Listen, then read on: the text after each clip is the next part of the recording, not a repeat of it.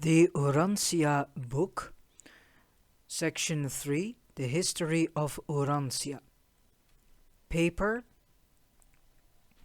58, Life Establishment on Urantia. In all Satania, there are only 61 worlds similar to Urantia. Life-modification planets. The majority of inhabited worlds are peopled in accordance with established techniques. On such spheres, the life carriers are afforded a little leeway in their plans for life implantation, but about one world in 10 is designed as a decimal planet and assigned to the special registry of the life carriers. And on such planets we are permitted to undertake certain life experiments in the effort to modify or possibly improve the standard universe types of living beings. 1. Physical life prerequisites. 600 million years ago, the Commission of Life Carriers sent out from Jerusem arrived on Urantia and began the study of physical conditions preparatory to launching life on a world number 606 of the Satania system.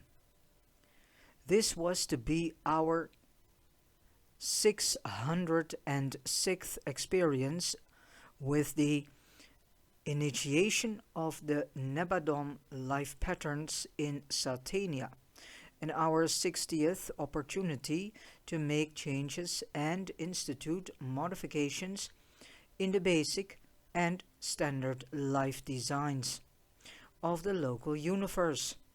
It should be made clear that life carriers cannot initiate life until a sphere is ripe for the inauguration of the evolutionary cycle. Neither can we provide for a more rapid life development than can be supported and accommodated by the physical progress of the planet. The Satania life carriers had projected a sodium chloride pattern of life. Therefore, no steps could be taken toward planting it until the ocean waters had become sufficiently briny. The Urantia type of protoplasm can function only in a suitable salt solution. All ancestral life, vegetable and animal, evolved in a salt solution habitat, and even the more highly organized land animals could not continue to live did not this same essential salt solution circulate throughout their bodies in the bloodstream, which freely bathes, literally submerses every tiny living cell in this briny deep. Your primitive ancestors freely circulated about in the salty oceans.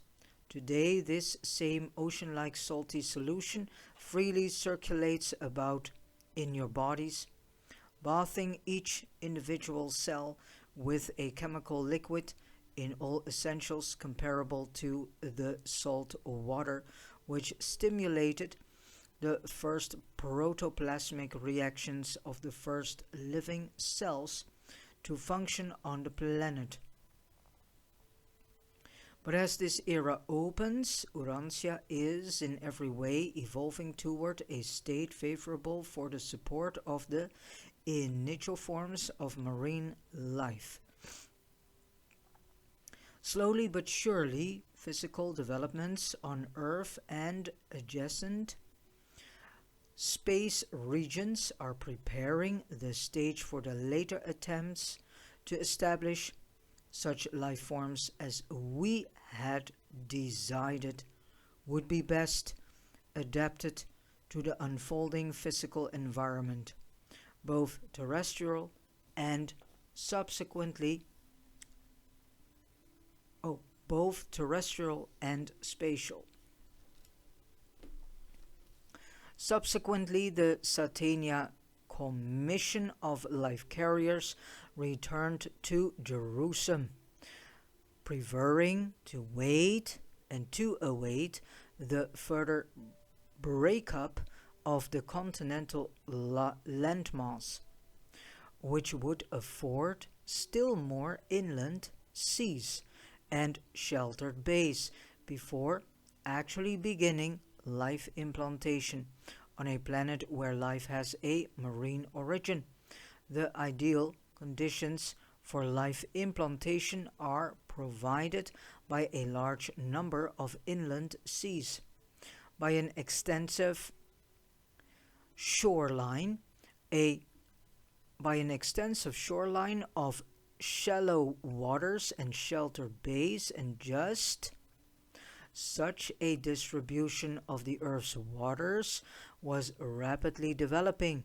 These ancient inland seas were seldom over 500 or 600 feet deep.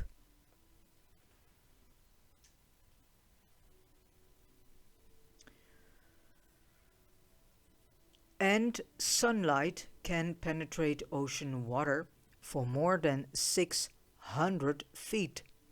And it was from such seashores of the mild and equable climes of a later age that primitive plant life found its way onto the land. There, the high degree of carbon in the atmosphere afforded the new land varieties of life opportunity for speedy and luxuriant growth. Though this atmosphere was then ideal for plant growth, it contained such a high degree of carbon dioxide that no animal, much less human, could have lived on the face of the earth. 2. The Urantia atmosphere. The planetary atmosphere filters through to the Earth about 1/2 billionth of the Sun's total light emanation.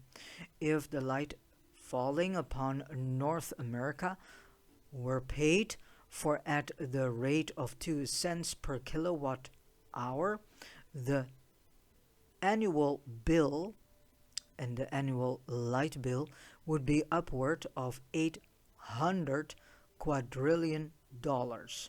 Chicago's bill for sunshine would amount to considerably over $100 million a day. And it should be remembered that you receive from the sun other forms of energy. Light is not only the solar contribution reaching your atmosphere. Fast solar energies pour in upon Urantia, embracing wavelengths ranging both above and below the recognition range of human vision. The Earth's atmosphere is all but opaque. Too much of the solar radiation at the extreme ultraviolet end of the spectrum. Most of these shortwave lengths are absorbed by a layer of ozone which exists throughout a level about 10 miles above the surface of the Earth, and which extends spaceward for another 10 miles. The ozone permeating this region at conditions prevailing on the Earth's surface would make a layer only 1/10 of an inch thick. Nevertheless, this relatively small and apparently insignificant amount of ozone protects Urantia inhabitants from the excesses of these dangerous and destructive ultraviolet radiations present in sunlight. But were this ozone layer just a trifle thicker, you would be deprived of the highly important and healthy and health-giving ultraviolet rays, which now reach the Earth's surface and which are ancestral to one of the most essential of your vitamins. And yet some of the less imaginative of your mortal mechanists insist on viewing material creation and human evolution as an so-called accident. The Urantia midwayers have assembled over 50,000 facts of physics and chemistry, which they deem to be incompatible with the laws of accidental chance and which they contended unmistakably demonstrate the presence of intelligent purpose in the material creation. And all of this takes no account of their catalogue of more than 100,000 findings outside the domain of physics and chemistry, which they maintain prove the presence of mind in the planning, creation, and maintenance of the material cosmos. Your sun pours forth a veritable flood of death-dealing rays, and your pleasant life on Urantia is due to the fortuitous influence of more than 20 apparently accidental protective operations similar to the action of this unique ozone layer. Were it not for the blanketing effect of the atmosphere at night, heat would be lost by radiation so rapidly that life would be impossible of maintenance except by artificial provision. The lower 5 or 6 miles of the Earth's atmosphere is the troposphere. This is the region of winds and air currents which provide weather phenomena. Above this region is the inner ionosphere, and next above is the stratosphere. Ascending this region is the inner ascending from the surface of the Earth, the temperature steadily falls for 6 or 8 miles, at which height it registers around 70 degrees below 0 Fahrenheit. This temperature range of from 65 to 70 degrees below 0 Fahrenheit is unchanged. In the further ascent for 40 miles, this realm of constant temperature is the stratosphere. At a height of 45 or 50 miles, the temperature begins to rise, and this increase continues until at the level of the auroral display, a temperature of 1200 Fahrenheit is attained, and it is this intense heat that ionizes the oxygen, but temperature in such a rarefied atmosphere is hardly comparable with heat reckoning at the surface of the Earth. So bear in mind that 1/2 of all your atmosphere is to be found in the first 3 miles. The height of the Earth's atmosphere is indicated by the highest auroral streamers, about 400 miles. Auroral phenomena are directly related to sunspots, those solar cyclones which whirl in opposite directions above and below the solar equator. even as do the terrestrial tropical hurricanes. Such atmospheric disturbances whirl in opposite directions when occurring above or below the equator. The power of sunspots to alter light frequencies shows that these solar storm centers function as enormous magnets. Such magnetic fields are able to hurl charged particles from the sunspot craters out through space to the Earth's outer atmosphere, where their ionizing influence produces such spectacular auroral displays. Therefore, do you have the greatest auroral phenomena when sunspots are at their height, or soon thereafter, at which time the spots are more generally equatorially situated. Even the compass needle is responsive to this solar influence, since it turns slightly to the east as the sun rises and slightly to the west as the sun nears setting. This happens every day, but during the height of sunspot cycles, this variation of the compass is twice as great. These diurnal wanderings of the compass are in response to the increased ionization of the upper atmosphere, which is produced by the sunlight. It is the presence of two different levels of electrified conducting regions in the superstratosphere that accounts for the long distance transmission of your long and short wave radio broadcasts. Your broadcasting is sometimes disturbed by the terrific storms which occasionally rage in the realms of these outer ionospheres. 3. Spatial environment. During the earlier times of universe materialization, the space regions are interspersed with vast hydrogen clouds.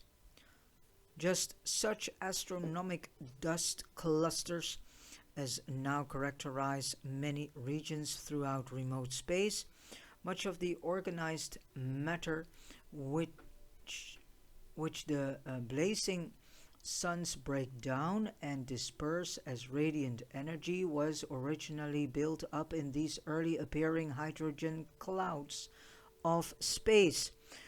Under certain unusual conditions, atom disruption also occurs at the nucleus of the larger hydrogen masses, and all of these phenomena of atom building and atom dissolution, as in the highly heated nebulae, are attended by the emergence of flood tides of short space rays of radiant energy.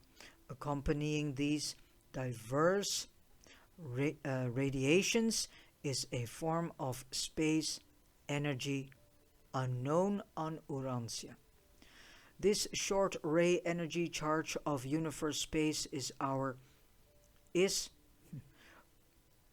400 times greater than all other forms of radiant energy existing in the organized space domains.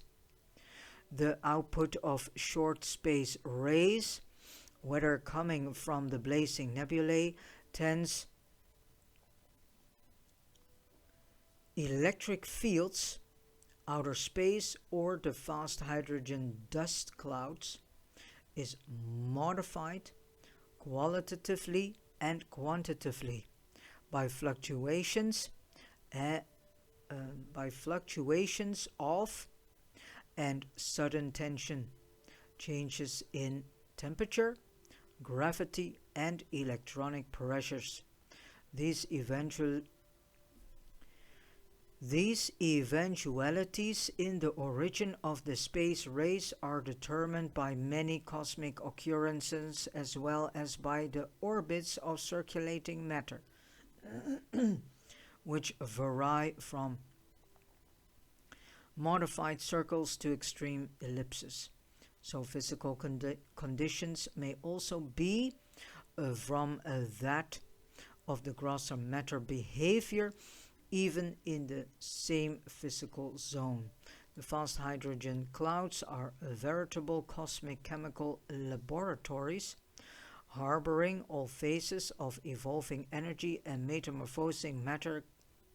Great energy actions also occur in the marginal gases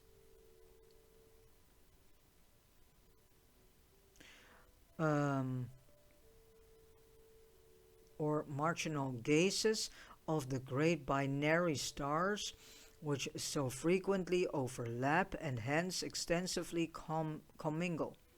But none of these tremendous and far-flung energy activities of space exerts the least influence upon the phenomena of organized life. The germ plasm of living things and beings.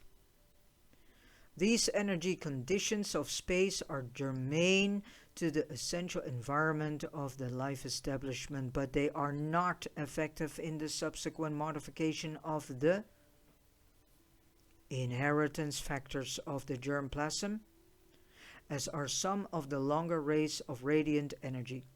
The implanted life of the life carriers is fully resistant to all of this amazing flood of the short space rays of universe energy. All of these essential cosmic conditions had to evolve to a favorable status before the life carriers could actually begin the establishment of life on Urantia. 4. The life dawn era that we are called life carriers should not confuse you. We can and do carry life to the planets, but we brought no life to Urantia. Urantia life is unique, original with the planet. This sphere is a life modification world. All life appearing hereon was formulated by us right here on the planet, and there is no other world in all Satania, even in all Nebadon, that has a life existence just like that of Urantia. 550 million years ago, the life carrier corps returned to Urantia in cooperation with spiritual powers and superphysical forces. We organized and initiated the original life patterns of this world and planted them in the hospitable waters of the realm. All planetary life, aside from extraplanetary personalities, down to the days of Caligastia, the planetary prince, had its origin in our 3 original, identical, and simultaneous marine life implantations. These 3 life implantations have been designated as the Central or Eurasian African, the Eastern or Australasian, and the Western, embracing Greenland and the Americas. 500 million years ago, primitive marine vegetable life was well established on Urantia, Greenland, and the Arctic land mass, together with North and South America, were beginning their long and slow westward drift. Africa moved slightly south, creating an east and west through the Mediterranean basin between itself and the mother body. Antarctica, Australia, and the land indicated by the islands of the Pacific broke away on the south and east and have drifted far away since that day. We had planted the primitive form of marine life in the sheltered tropic bays of the central seas of the east-west cleavage of the breaking up continental landmass. Our purpose in making 3 marine life implantations was to ensure that each great landmass would carry this life with it in its warm water seas. As the land subsequently separated, we foresaw that in the later era of the emergence of land life, large oceans of water would separate these drifting continental land masses. 5. The continental drift. The continental land drift continued. The Earth's core had become as dense and rigid as steel, being subjected to a pressure of almost 25,000 tons to the square inch, and owing to the enormous gravity pressure, it was and still is very hot in the deep interior. The temperature increases from the surface downward until at the center it is slightly above the surface temperature of the Sun. The outer 1,000 miles of the Earth's mass consists principally of different kinds of rock. Underneath are the denser and heavier metallic elements. Throughout the early and pre-atmospheric ages, the world was so nearly fluid in its molten and highly heated state that the heavier metals sank deep into the interior. Those found near the surface today represent the exudate of ancient volcanoes. Later and extensive lava flows and the more recent meteoric deposits. The outer crust was about 40 miles thick. This outer shell was supported by and rested directly upon a molten sea of basalt of varying thickness. A mobile layer of molten lava held under high pressure, but always tending to flow hither and yon in equalization of shifting planetary pressures, thereby tending to stabilize the Earth's crust. Even today, the continents continue to float upon this non-crystallized cushiony sea of molten basalt. Were it not for this protective condition, the more severe earthquakes would literally shake the world to pieces. Earthquakes are caused by sliding and shifting of the solid outer crust and not by volcanoes. The lava layers of the Earth's crust, when cooled, form granite. The average density of Urantia is a little more than 5.5 times that of water. The density of granite is less than 3 times that of water. The Earth's core is 12 times as dense as water. The sea bottoms are more dense than the land masses, and this is what keeps the continents above water. When the sea bottoms are extruded above the sea level, they are found to consist largely of basalt, a form of lava considerably heavier than the granite of the land masses.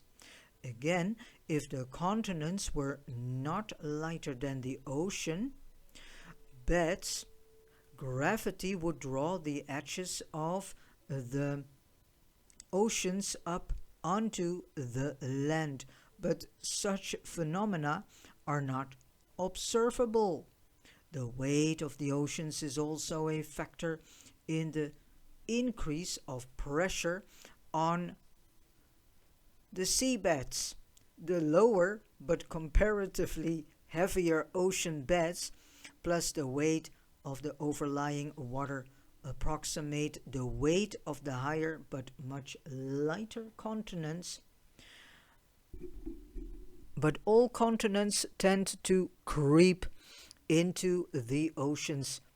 The continental pressure at ocean bottom levels is about 20,000 pounds to the square inch. That is, this would be the pressure of a continental mass standing 50,000 feet above the 50,000 feet above the ocean floor. The ocean floor water pressure, so the ocean floor water pressure is only about 5,000 pounds to the square inch. These differential pressures tend to cause the continents to slide toward the ocean beds.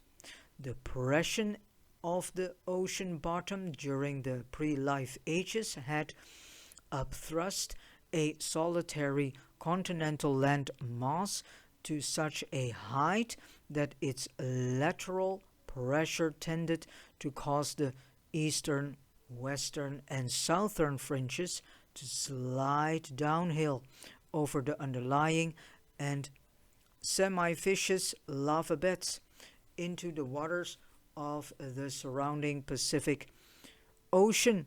This so fully compensated the continental pressure that a wide break did not occur on the eastern shore of this ancient Asiatic continent. But ever since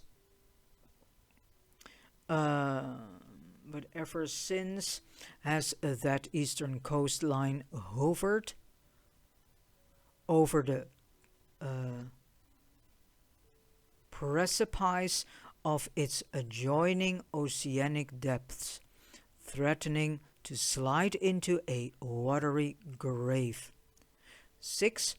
The transition period. 450 million years ago, the transition from vegetable to animal life occurred. This metamorphosis took place in the shallow waters of the sheltered tropic bays and lagoons of the extensive shorelines of the separating continents. And this development, all of which was inherent in the original life patterns, came about gradually. There were many transitional stages between the early primitive vegetable forms of life and the later well-defined animal organisms. Even today, the transition slime molds persist, and they can hardly be classified either as plants or as animals. Although the evolution of vegetable life can be traced into animal life, and though there have been found graduated series of plants and animals which progressively lead up from the most simple to the most complex and advanced organisms, you will not be able to find such connecting links between the great divisions of the animal kingdom, nor between the highest of the pre-human animal types and the dawn man of the human races. These so-called missing links will forever remain missing, for the simple reason that they never existed. From era to era, radically new species of animal life arise. They do not evolve as the result of the gradual accumulation of small variations. They appear as full-fledged and new orders of life, and they appear suddenly. The sudden appearance of new species and diversified orders of living organisms is wholly biologic, strictly natural. There's nothing supernatural connected with these genetic mutations. At the proper degree of saltiness in the oceans, animal life evolved, and it was comparatively simple to allow the briny waters to circulate through the animal bodies of marine life. But when the oceans were contracted and the percentage of salt was greatly increased, these same animals evolved the ability to reduce the saltiness of their body fluids, just as those organisms which learned to live in fresh water acquired the ability to maintain the proper degree of sodium chloride in their body fluids by ingenious techniques of salt conservation. Study of the rock-embraced fossils of marine life reveals the early adjustment struggles of these primitive organisms. The plants and animals never cease to make these adjustments experiments. Ever the environment is changing, and always are living organisms striving to accommodate themselves to these never-ending fluctuations.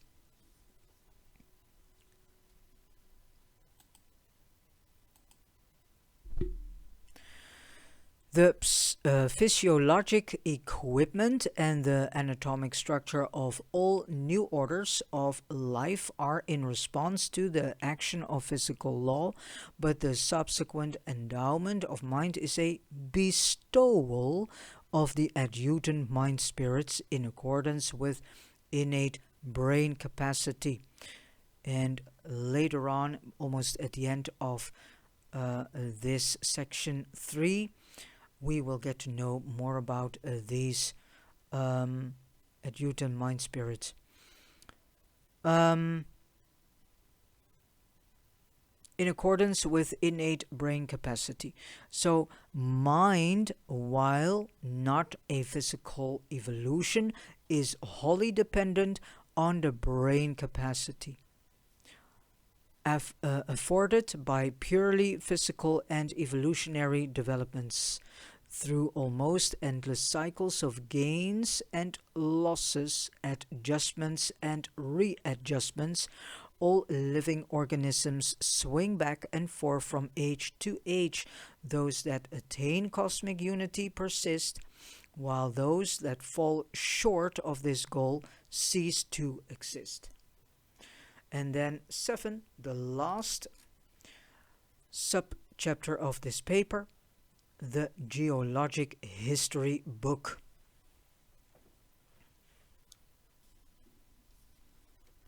The vast group of rock systems which constituted the outer crust of the world during the life dawn or Proterozoic era does not now appear at many points on the Earth's surface, and when it does emerge from below all the accumulations of subsequent ages, there will be found only the fossil remains of vegetable and early primitive animal life. Some of these older water deposited rocks are commingled with subsequent layers, and sometimes they yield fossil remains of some of the earlier forms of vegetable life, while on the topmost layers occasionally may be found some of the more primitive forms of the early marine animal organisms. In many places, these oldest stratified rock layers bearing the fossils of the early marine life, both animal and vegetable, may be found directly on top of the older, undifferentiated stone. Fossils of this era yield algae, coral-like plants, primitive protozoa, and sponge-like transition organisms.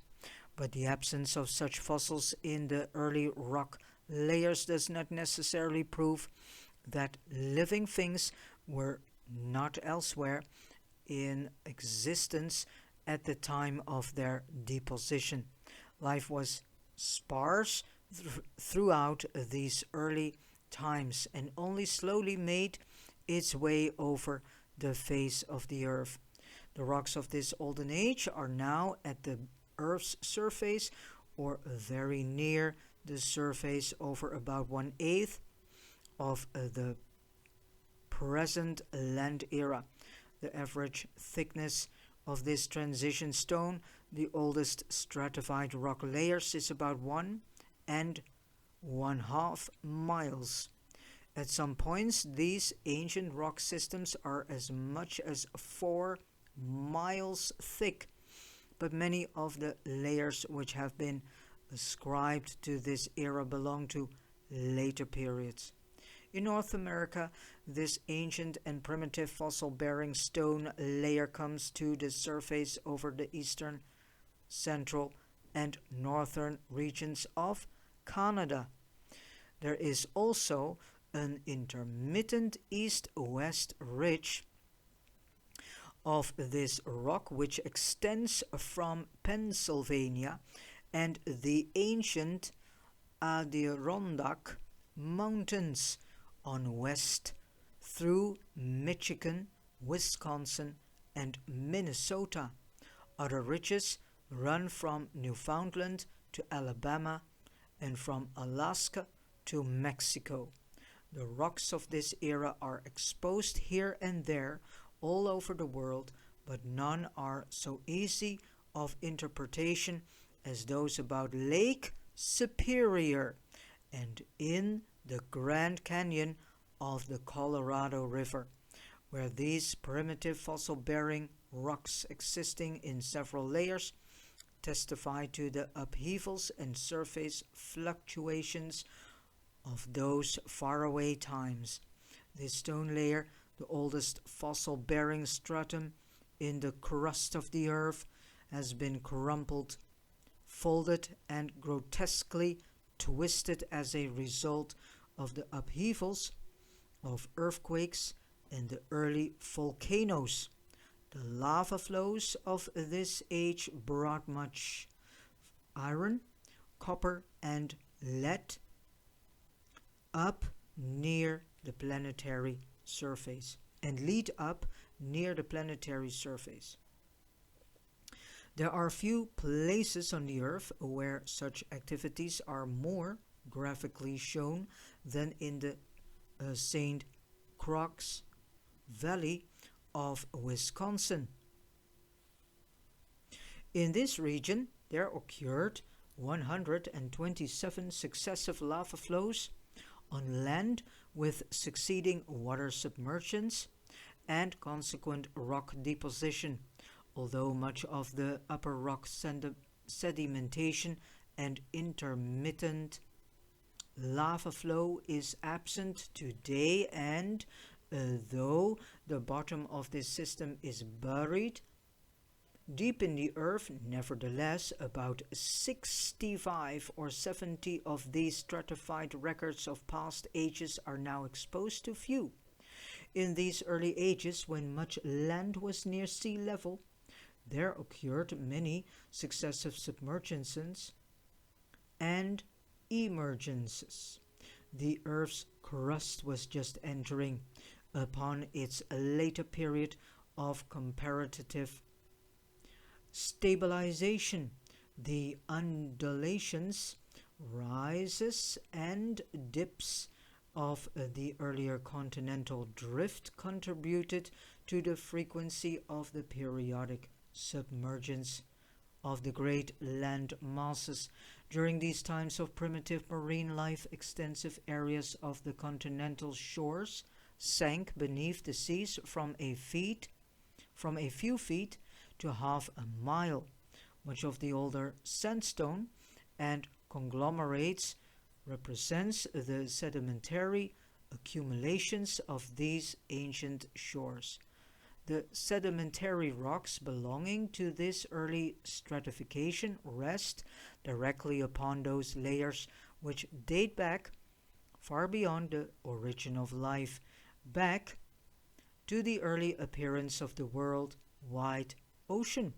Some of the upper layers of these transition rock deposits contain small amounts of shale or slate of dark colors, indicating the presence of organic carbon and testifying to the existence of the ancestors of those forms of plant life which overran the earth during the succeeding Carboniferous or Coal Age. Much of the copper in these rock layers results from water deposition. Some is found in the cracks of the older rocks and is the concentrate of the sluggish swamp water of some ancient sheltered shoreline. The iron mines of North America and Europe are located in deposits and extrusions lying partially in the older unstratified rocks and partially in these later stratified rocks of the transition periods of life formation. This era witnesses the spread of life throughout the waters of the world. Marine life has become well established on Urantia. The bottoms of the shallow and extensive inland seas are being gradually overrun by a profuse and luxuriant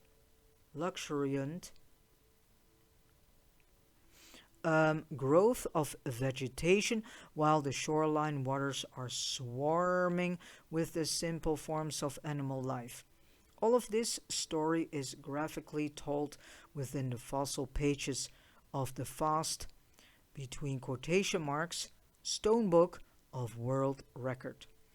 And the pages of this gigantic biogeologic record unfailingly tell the truth if you but acquire skill in their interpretations.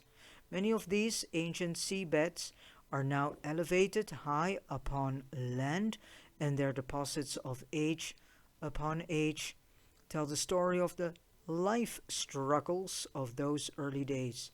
It is literally true, as your poet has said, the dust we tread upon was once alive. And with this said, I have come to the end of paper 58, and all the information has been presented to us by a member of the Urantia Life Carrier Corps, now resident on the planet. And with this said, I wish you a beautiful day and thank you so much for listening to this audio video, and God bless you.